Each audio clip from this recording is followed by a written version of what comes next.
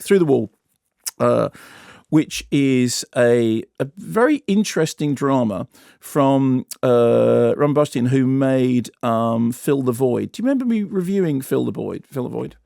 I'm afraid I don't. Okay, so Ron Burstein made Fill the Void, which I really, really liked. I mean, it's a really interesting film. So in this case, this is a sort of a slight departure. It's slightly more comic. She's an Israeli American director.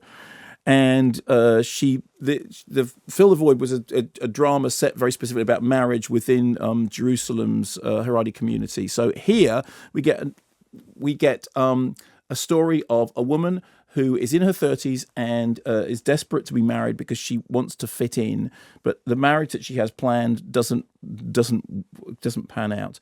And but she decides that that's fine, but she is going to be married, and she has a date that she's going to be married on. And actually, because she's so much of her life is built on her faith, that she is just going to move towards this date, and God will provide, and the situation will resolve itself.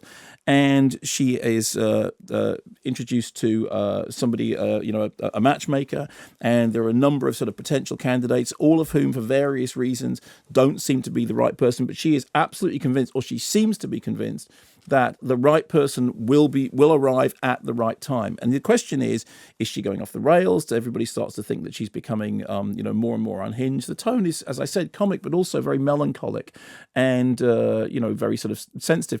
And as the date moves nearer and nearer, as the appointed date of the wedding moves nearer and nearer, and there is, as far as anyone can tell, no partner in the wings, her situation begins to look more and more desperate.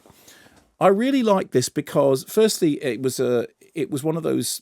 It's an idea which you think wouldn't work. It sounds like an absurd idea, and yet it does work because so much of it is to do with somebody having faith in something, and then anguishing about whether their faith is misplaced, and worrying about what it means to believe in something even when all the evidence is completely against it.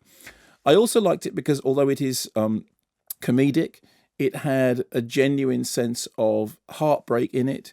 It sort of laced all its comedy with something which was much more melancholic.